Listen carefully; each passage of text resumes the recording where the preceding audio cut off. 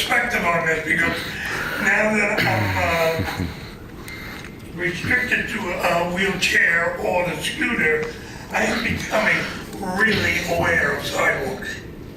Like you are not aware of sidewalks.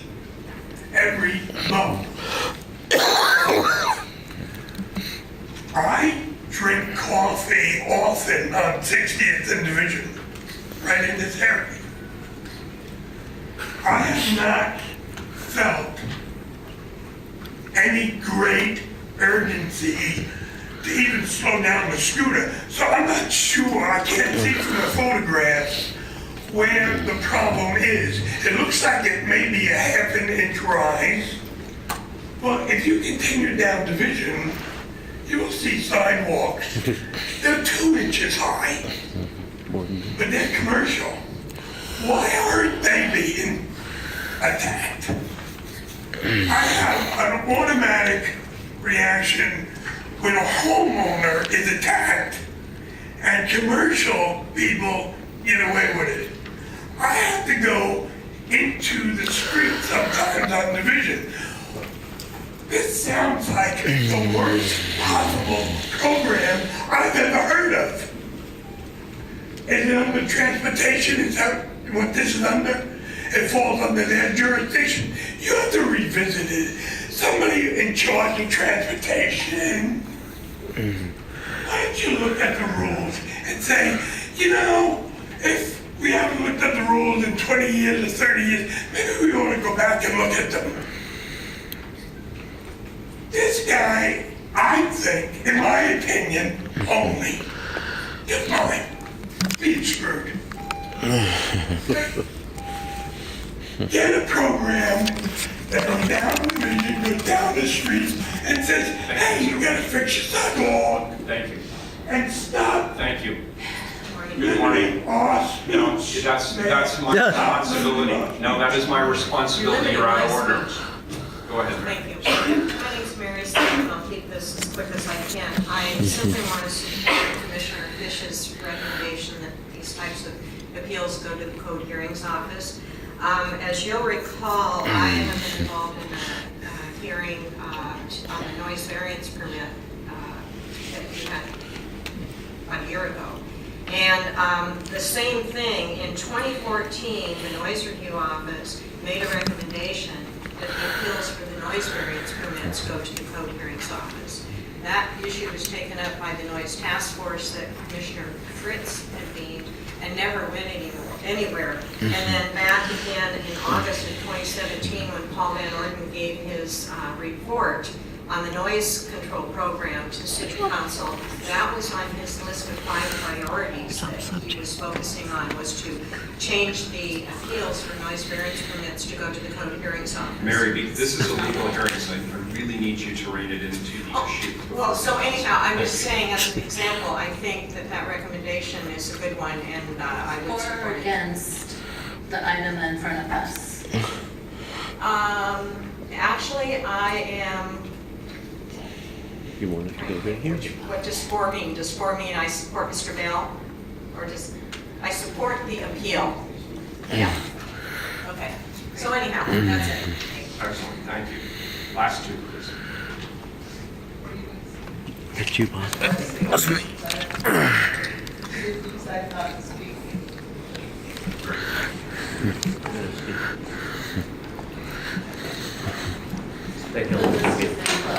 They held it for me, thank you. I don't write.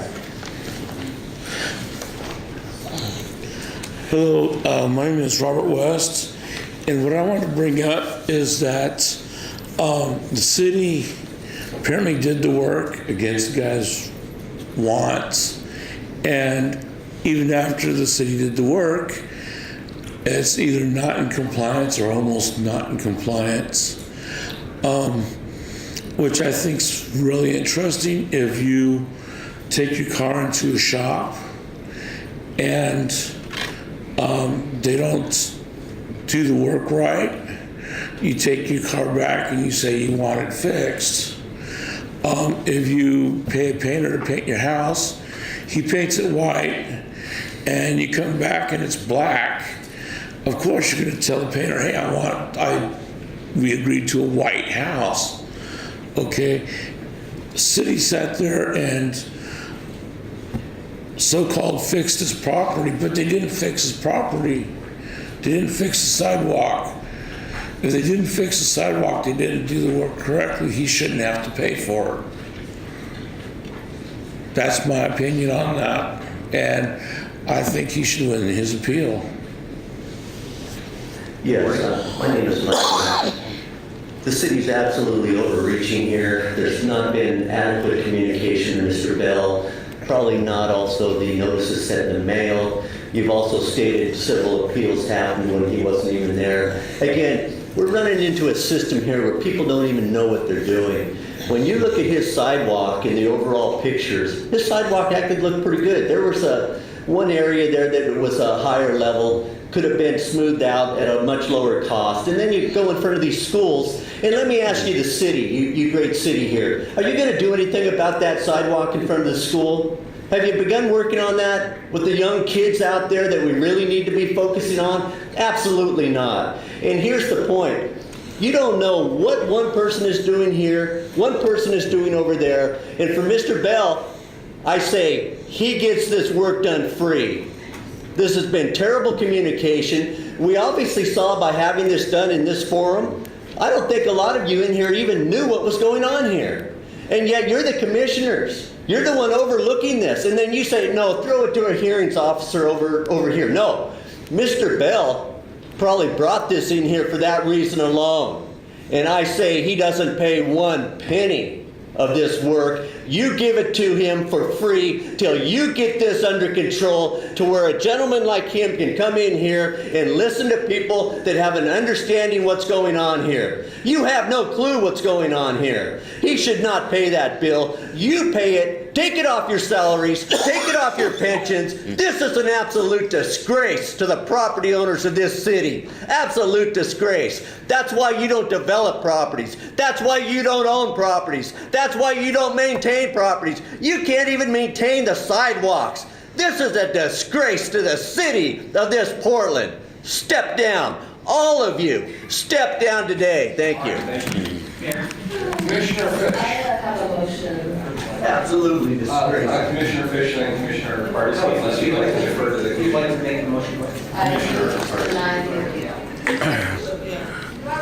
Commissioner Hardesty, excuse me. May I Shut it down. take a recess? Look at him. Peter Redfield. You guys, you're out of Why did you lock up these guys on the roof? You know what? You, need to Joanne Hardesty, Goodbye. you're not within our streets. I think I have the presidential privilege to tell you. You ought to pay Mr. Bell money. You ought to give him money. This is ridiculous. This is ridiculous. You have no clue what you're doing, and you're extorting the money out of this fine gentleman. This is outrageous. Outrageous. If you don't know what you're doing, you pay the bill. You gotta go up to Ted's house and do his sidewalks. Unreal.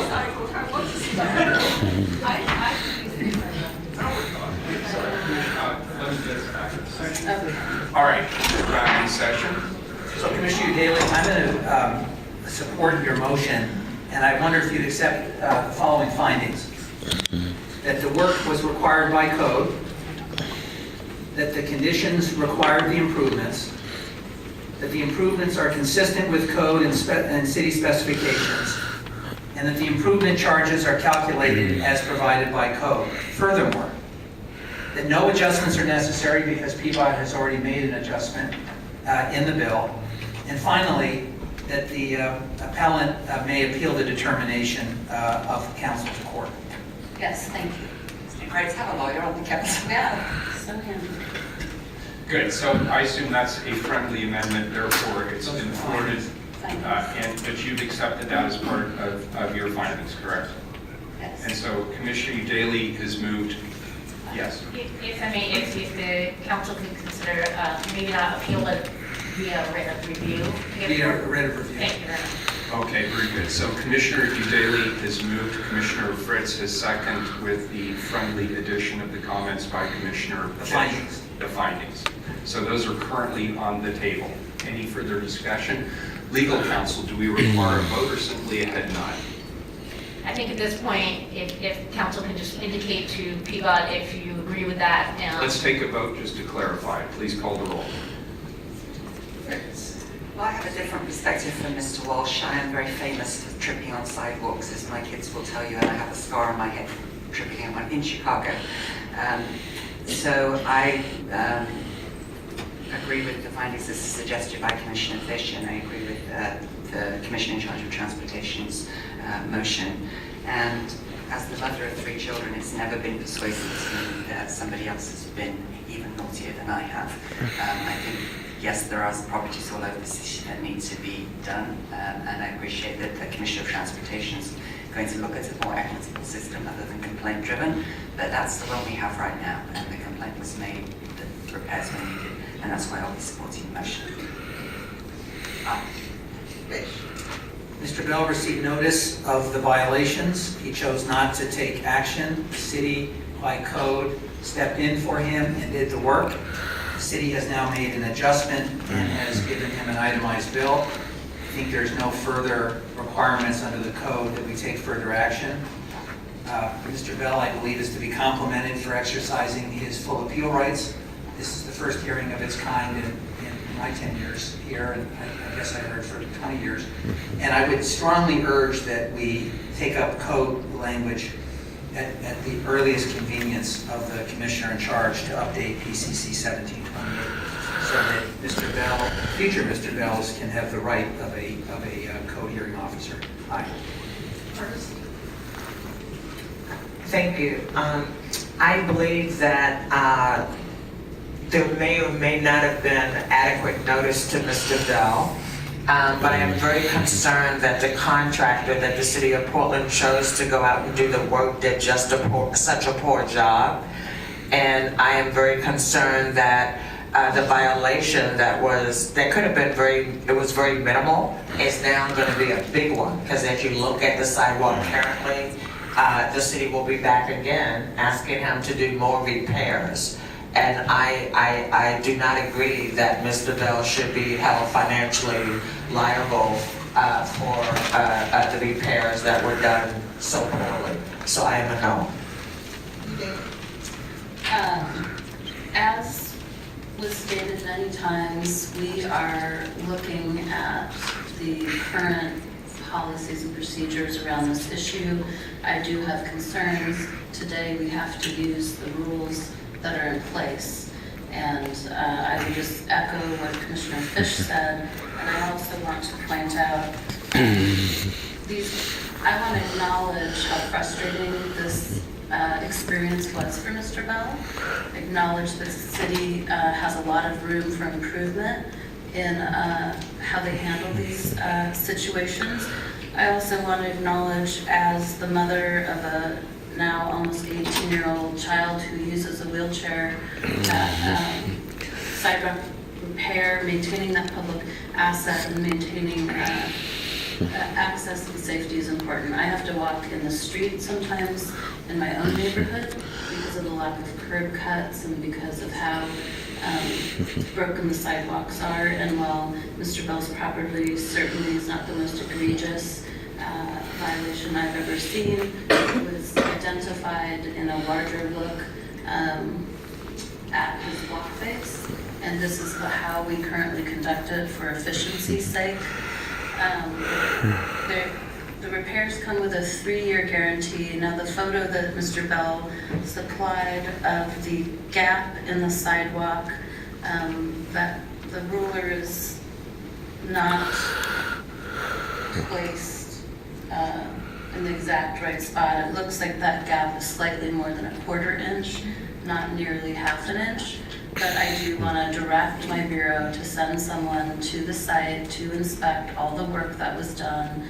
And if there's in fact any problem with the work, it will be fixed at no additional cost to Mr. Bell. I vote aye. So Mr. Bell has done us a service. He may not feel like he's done us a service, but he has, because he's called out some of the inadequacies and frankly even the antiquities in code with regard to the process. The process today is one that is uniformly enforced across the city. That process is complaint-driven. A complaint was filed, notification was made. I'm pleased that the Bureau was willing to work with Mr. Bell in terms of waiving the fees. I think that was, in this particular case, an appropriate thing to do. But at the end of the day, until we change the process, and I hope I've stated very clearly, I hope we do change this process. It's not going to work for us going forward, is my suspicion. So I applaud Commissioner Udaley